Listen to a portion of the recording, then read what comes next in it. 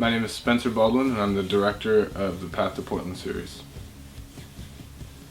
The idea for the Path to Portland came about because I've been doing these acoustic cover videos for a little over a year now, and I just kind of got tired of filming around here. I felt like I was kind of stuck in a rut, and I wanted to do something outside of my comfort zone and do something a little outside of the box, and something that people wouldn't normally go out of their way to do. So I came to Taylor with the idea of doing a handful of videos in Oregon.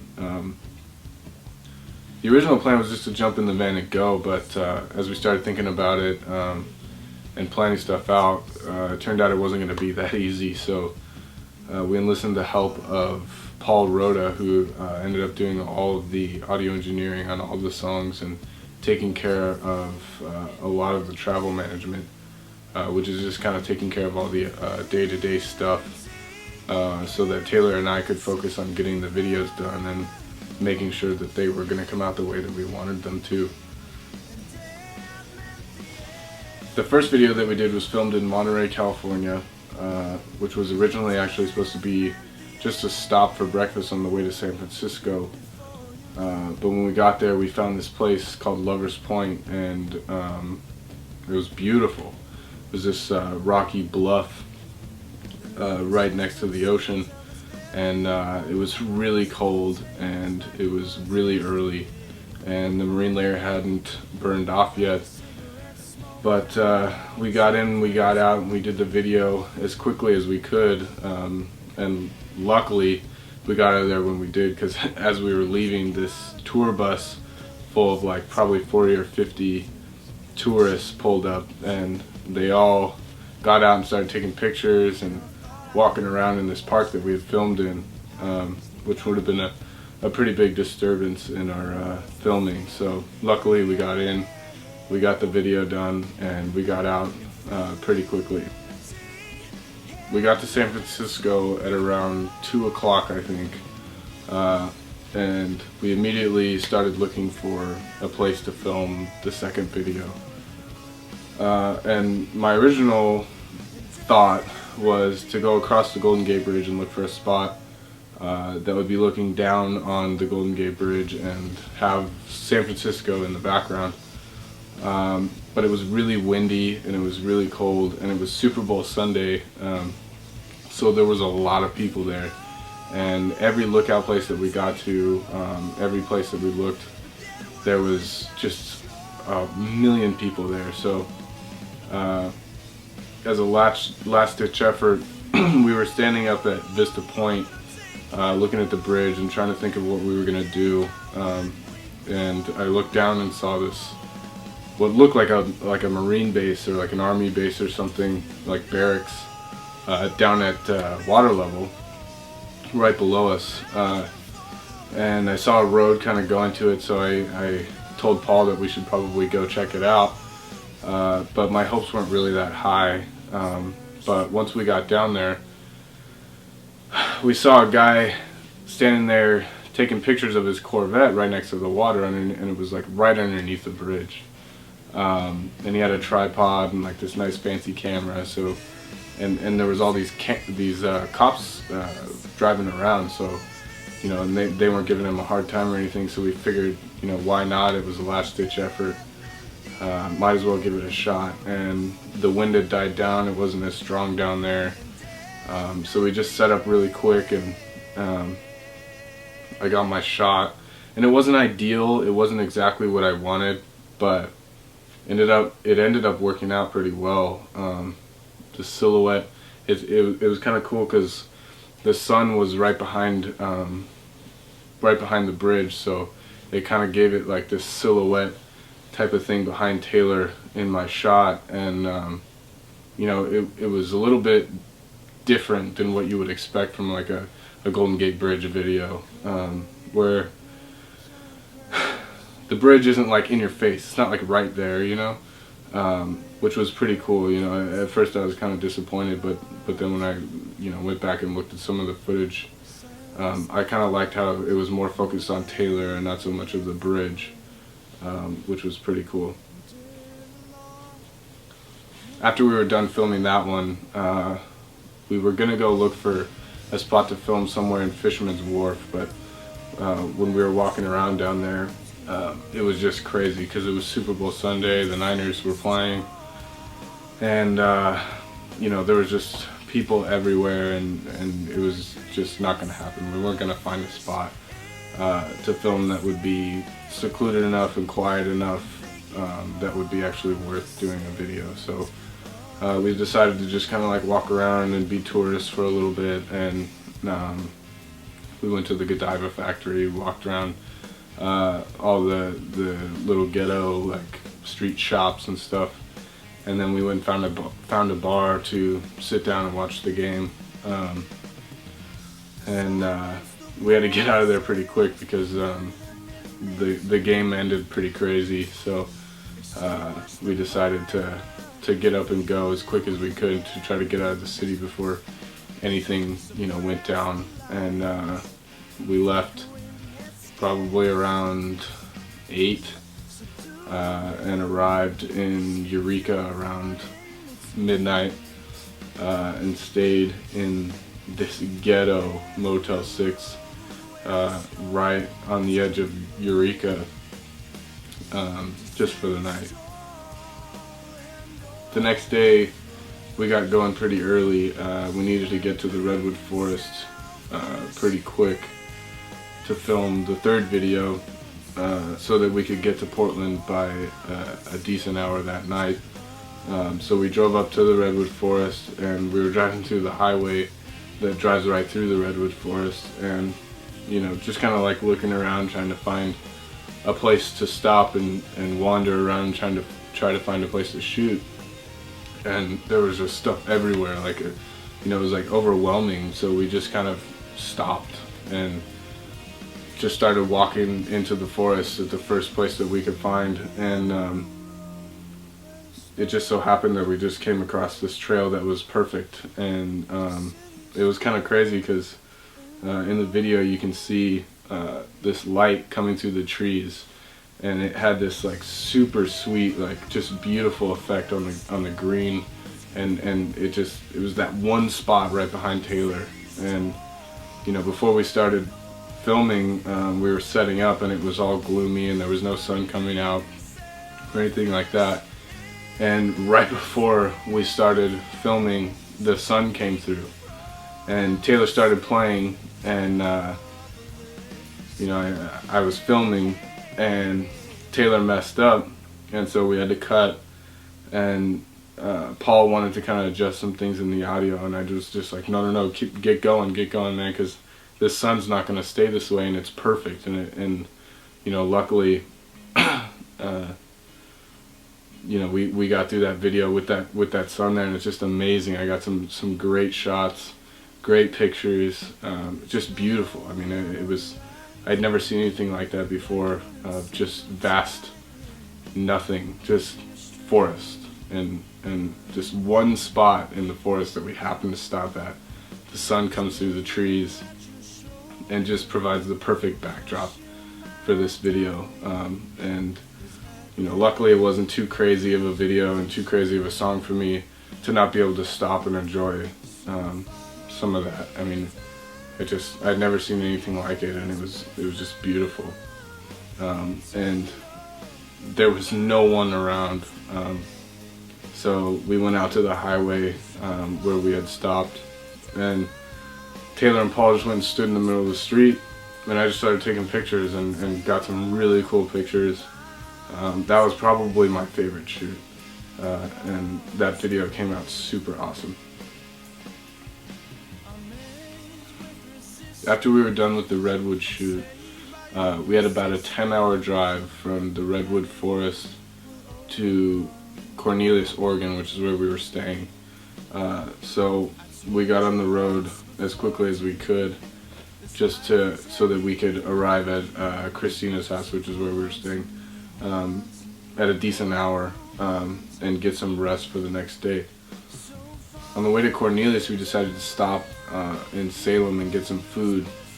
We were supposed to shoot in Salem the next day, but when we drove through there, we just kind of decided it was a little too ghetto for us, and we probably weren't going to find anywhere that was suitable for a video. So when we got there, when we got to Cornelius, we just passed out and woke up the next morning and went to Portland instead. The next day when we got into Portland, I didn't realize how hard it was going to be to try to find a spot to film. There isn't a whole lot of like rural wildlife in downtown Portland, but we found this park called the Waterfront Park, and it was raining that day, which I wasn't really planning on, and it was going to be kind of dangerous to be filming with all of our equipment out in the rain, but we found this bridge in the Waterfront Park that was overlooking this river that had all of the famous Portland bridges going over it, and it was kind of perfect for what I was looking for the vibe for Portland. We got a lot of footage of us walking around, or Taylor walking around in downtown Portland, and then we filmed the video in the Waterfront Park. And the funny thing was that, we figured we wouldn't get hassled. We were under this bridge. It was a busy day. There's a lot of people walking around and running around. And sure enough, these two rangers came up to us in the middle of filming. And if you pay close attention during the Portland video, you can see them walking up behind Taylor.